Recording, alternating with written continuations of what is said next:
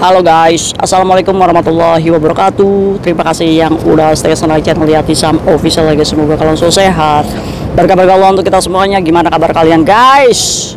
Hari apa guys? Hari Selasa. Semoga kita selalu dalam lindungan Allah ya guys ya. Sehat walafiat. Teman-teman kayak Hisam yang lagi di rumah sakit, semoga Allah kuatkan, sembuh, amin. Teman kita yang masih berjuang di rumah majikan, semoga finish ya guys ya. Walaupun perjuangan menghadapi majikan yang bawel, maafan, kayak doain sama finish ya guys ya. Teman kita yang lagi kesulitan, semoga Allah mudahkan.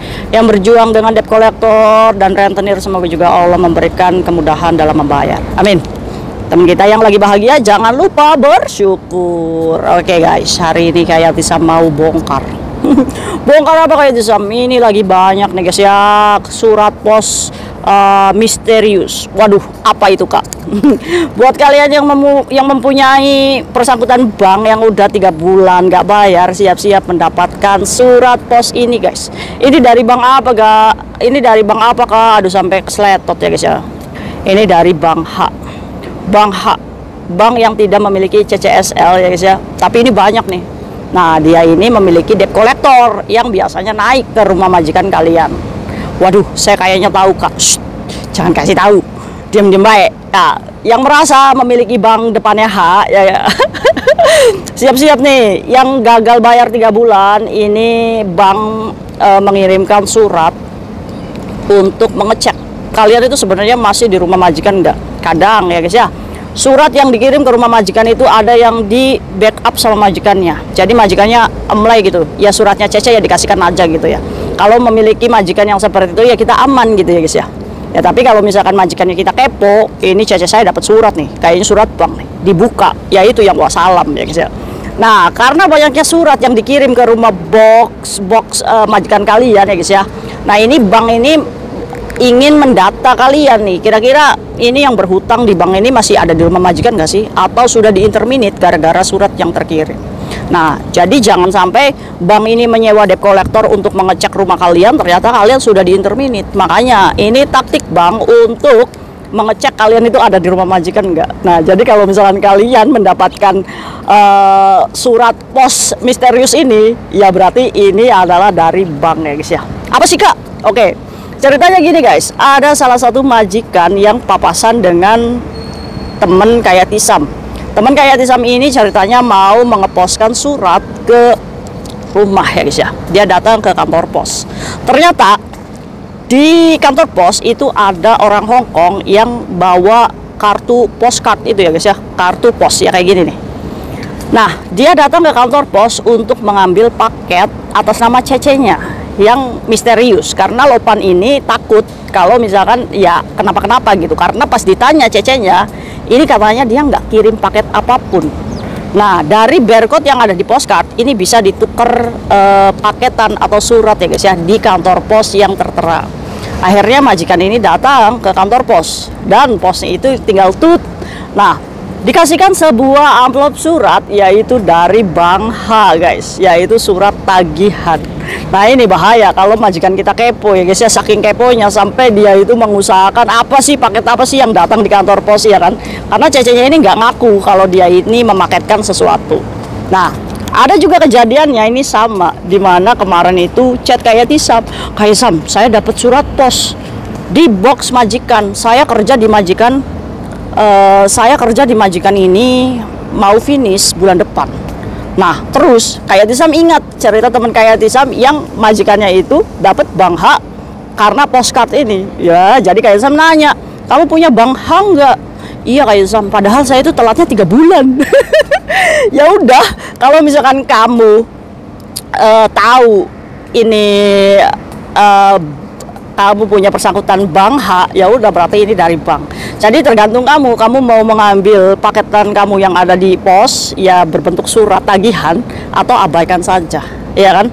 Iya, kalau misalkan kalian bisa membayar ya secepatnya dibereskan dengan debt collector ya guys ya.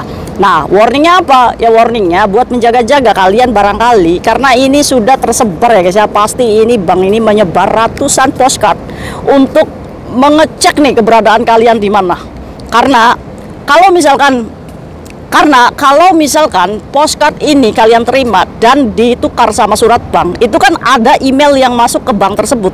Bank tersebut guys mengirimkan postcard ya, postcard tuh pos ini ke melalui pos, dimana dia ini ada file email ya guys ya.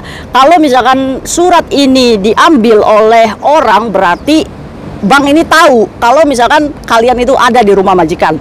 Nah, kemungkinannya kalau misalkan data itu sampai masuk ke bank tersebut, ya siap-siap aja debt collector naik ya guys ya, untuk mengecek dan menagih langsung ke kalian. Apakah boleh Kak debt collector naik? Ya sejauh ini ya guys ya, kalau misalkan naik ke rumah majikan mendapatkan izin dari Satpam Security di bawah naik, ya boleh-boleh aja, asalkan tidak anarkis, tidak melakukan onar ya guys ya. Kalau misalkan majikan itu protes sama debt collector, apa boleh? Boleh ya kan. Yang jadi masalah kalau misalkan di bawahnya nggak ada security gitu ya, nyelonong aja debt collectornya ya, teriak-teriak di situ membuat kalian malu. Iya.